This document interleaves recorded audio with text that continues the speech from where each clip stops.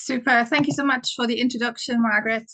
So I am, well, I've just been made one of the directors of Love Wavertree, but I've been involved with them for a few years, but not since the beginning. So partially the story that I'm going to tell is a story that I've been told. But I hope nevertheless I give a good idea of where it all come from.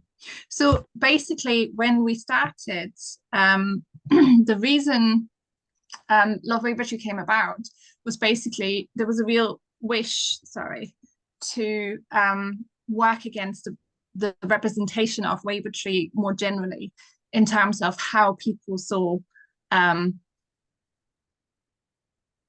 how people saw from outside what Wavertree was like. So there were quite a few reports, particularly in the Echo, about Wavertree's high street having come down. It was no longer what it used to be. Wavertree High Street used to be quite busy in the past, one of the places that people went to go out, and obviously that's not what it's like anymore.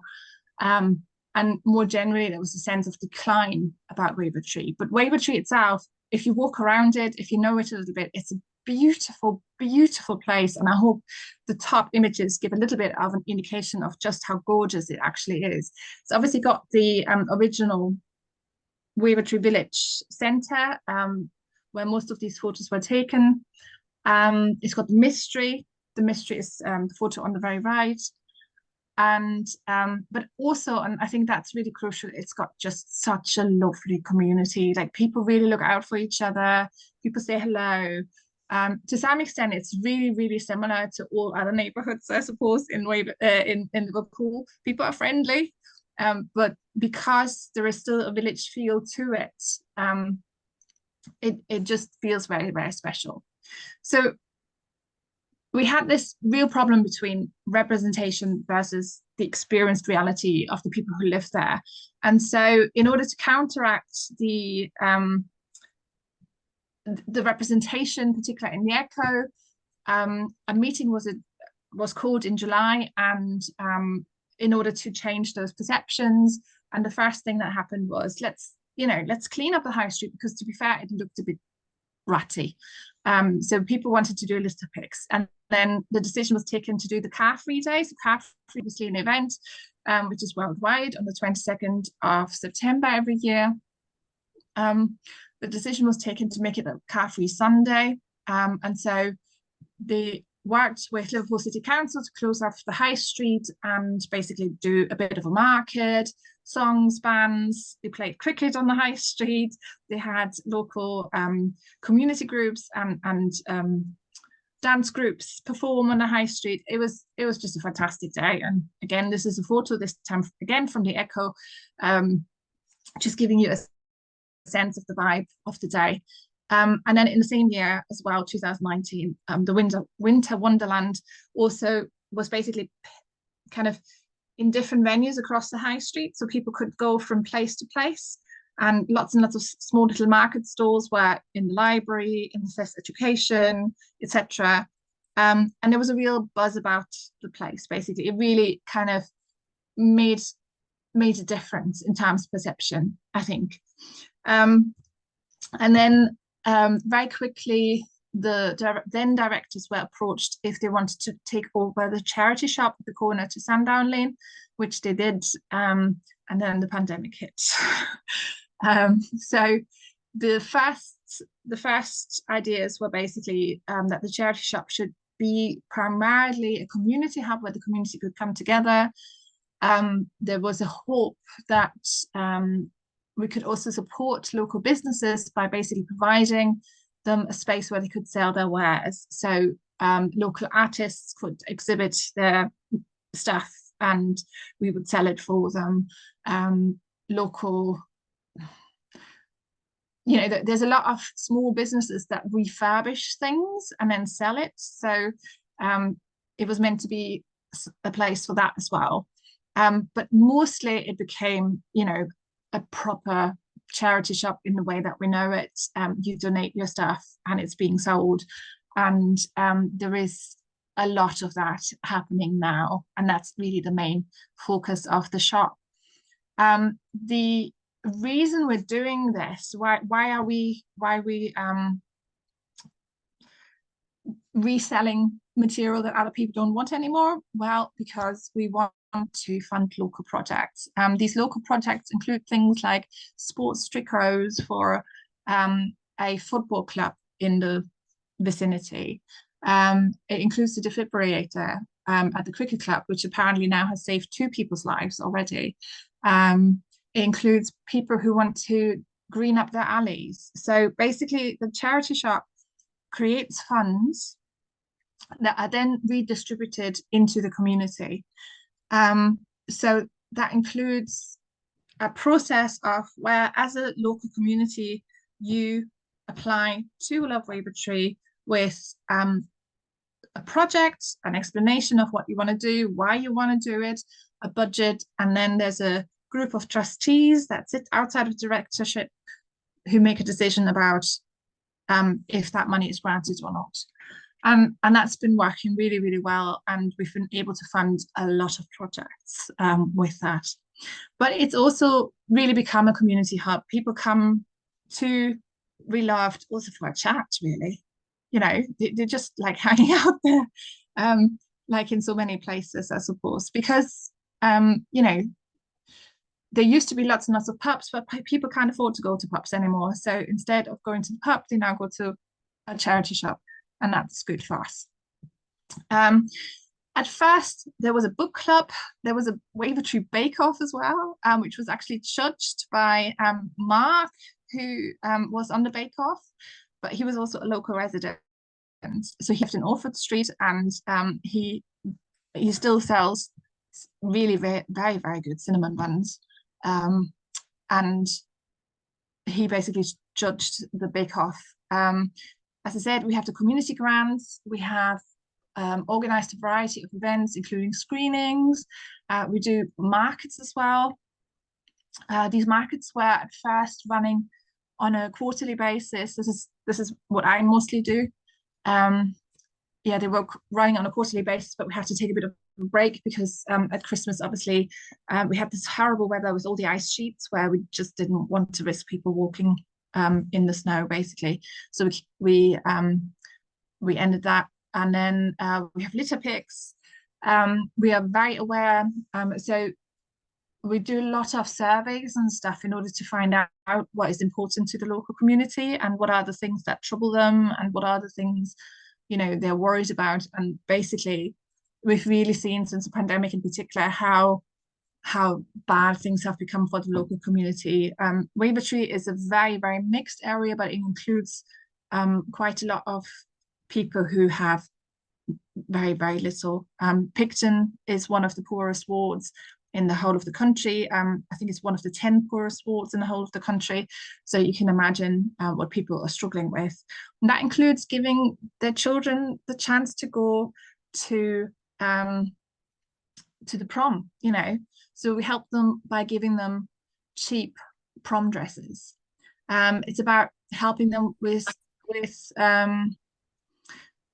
uniforms. So you can get relatively cheaply reused school uniforms, but school uniforms that are in a good nick. So it's that. And then the other thing that we've started to do is the food club. So the food club basically works that you pay £3.50 and you get 10 items for that. That would normally cost you around £13 to £15. Most of that food comes from Fair Share. Do you guys know what Fair Share is? No? Okay, Fair Share is basically it's actually a national charity who redistribute food that the supermarkets want to get rid of because it's past best sell-by date across the community, and to food banks, but also, you know, to precisely food clubs like ours. So they deliver the material to us, and we substitute that with fresh food such as veg, you know, tomatoes, peppers, whatever people need. I think the number of food club members are now somewhere between 200 and 300. So it's incredibly well attended. It's on Saturdays. It's also become exactly one of those things that people come to in order to talk to other people too.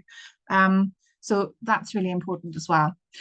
In addition, we've worked with the University of Liverpool, who have installed an air quality monitor on the high street at the shop. So it's part of a project that they're doing in order to measure how bad the air quality is in Wavertree, and it's not good. And we've also worked with Edgehill University and the University of Liverpool, and I have to admit, this is me again, to run a series of climate assemblies and make a few films about local community actions in relation to climate change. So I think key elements of Love Wavertree's work include basically community, social justice, and climate and sustainability.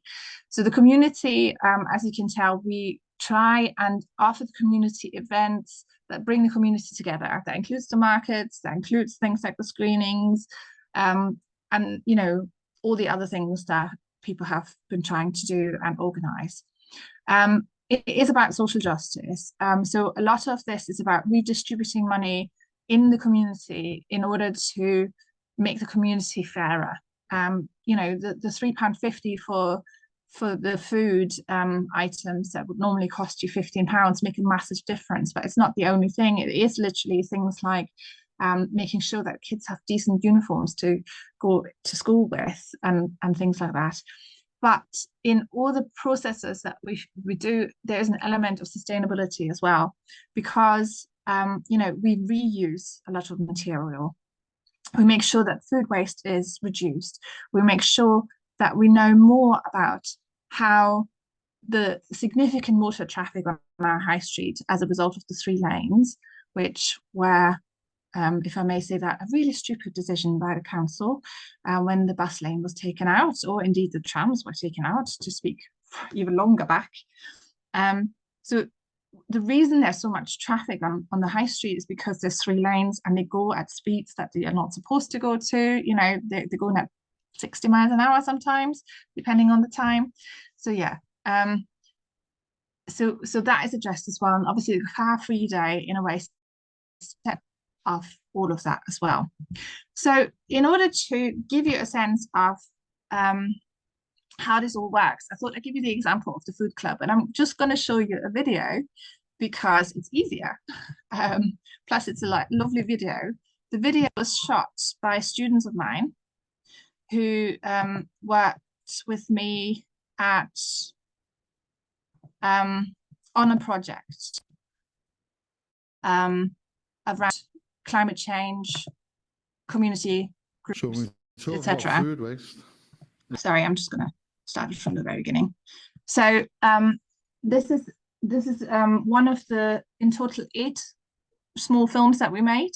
4 of them chronicled the climate assemblies we did with Love Wavertree, and 4 of them chronicled the stories of 4 community groups within, or 4 community actions within the community that were about, or that try to address climate change in one way or another.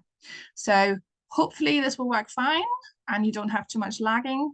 But basically this is the video, and it explains well what the food club is. So when we talk about waste, if food was a country, it would be the 3rd largest country in the world for emitting carbon emissions. A third of all food produced for human consumption goes to waste.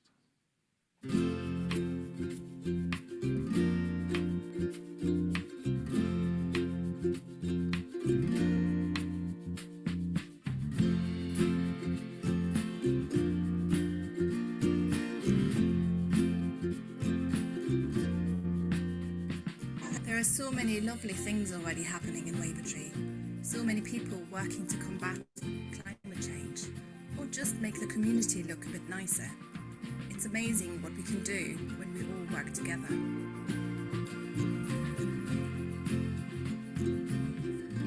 The food club came about. I suppose we were working as a kind of organisation, Love Wavertree, we managed to get hold of a shop. We thought, well, we'll kind of develop a charity shop from it and try and reinvest in the community. And as part of that, there was an opportunity to work with an organisation called Fairshare, and what they do is they take all the food waste, and it's a kind of a food reuse. So instead of actually providing, food to people who need, or are desperate for food and need food, reuse. So it's cutting out all the food going to landfill and that kind of stuff. So we ended up working with Fairshare on that. The volunteers now set up every Friday afternoon, and then they are ready to open the shop for the community at 10 o'clock of a Saturday morning. And as you can see, it's quite vibrant. It's got really, really busy as the time's gone by. And it's a really good initiative that's been seized upon by Love Wavertree. Yeah, because it's cheap. You get a good bit of food for a couple of quid and it helps you out, especially when everyone's struggling the way they are. It's for about £3.50, you get about £16 worth of food. So you get, I think, 15 items each person. And I think we've got about 150 people signed up for it.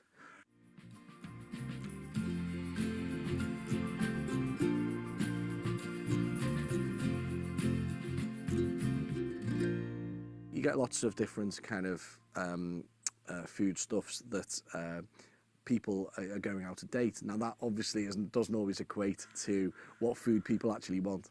So we've actually taken it upon ourselves to reinvest the money that we make from the charity shop into purchasing staple items, like pasta and rice, and all the fresh fruit and fresh vegetables and that kind of thing. So as well as having that food waste, we ensure that we've got a good selection of different foods for people to kind of have. I think what it does, it brings the opportunity for deprived families, the opportunity to purchase food within an agreement of 10 items for £3.50, which is achievable to them, for us as a community, and to make it more sustainable and hopefully ease the burden of the cost of living crisis. Helps people who need it. Yeah. Yeah, and there's a lot of people need it at the minute. So at the minute, it's great. It helps the community in that, I suppose it provides a support network, provides food, it provides discussion points. We've had people come in and they've been, it's not just been about the food, it's been about not having a house. We've had people kind of, in situations where they haven't even had a roof over their heads, and it's kind of precipitated that kind of conversation, and it's kind of, and then things can be done, because if people don't know, then it's very difficult to identify, and you don't want to be, it's quite a difficult question to ask. Are you okay? Even though it's quite straightforward, really. I think the food club embraces the global concept which is currently happening around the world in terms of the cost of living crisis, and in particular the impact that has on food. Well, it shows that people are in it, doesn't it? They need it. And every week, the last year and every week, it's more and more people. And these can't cope because there's too many people need stuff. I mean, you know that it's getting like that across the country, isn't it? It's getting worse and worse. I think a lot of the food banks are getting to the point where they can't cope. So it's definitely needed. Yeah. Badly needed.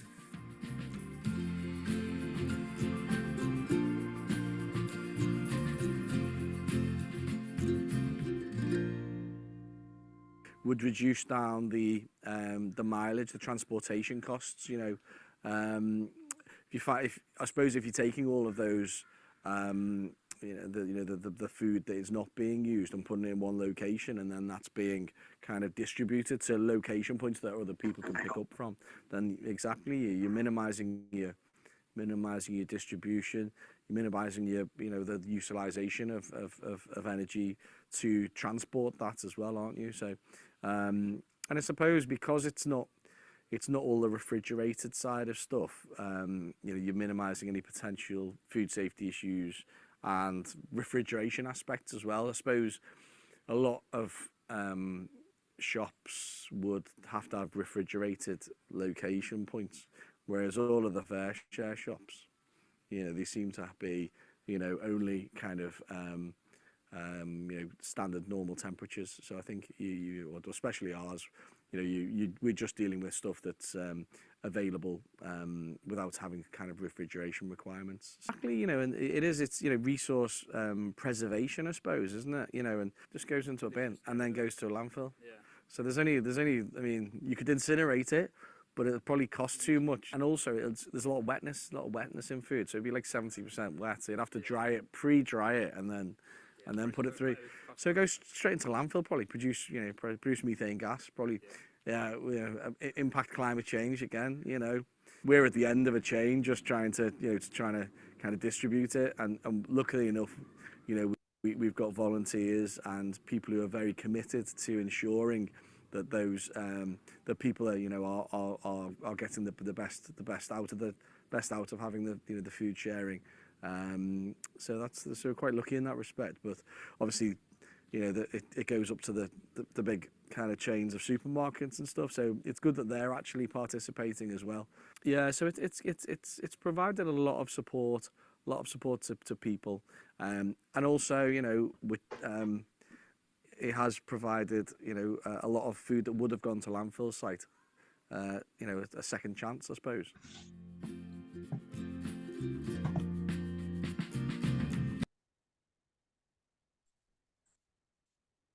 So that was the Wavertree's Food Club, and just to finish off, sorry, a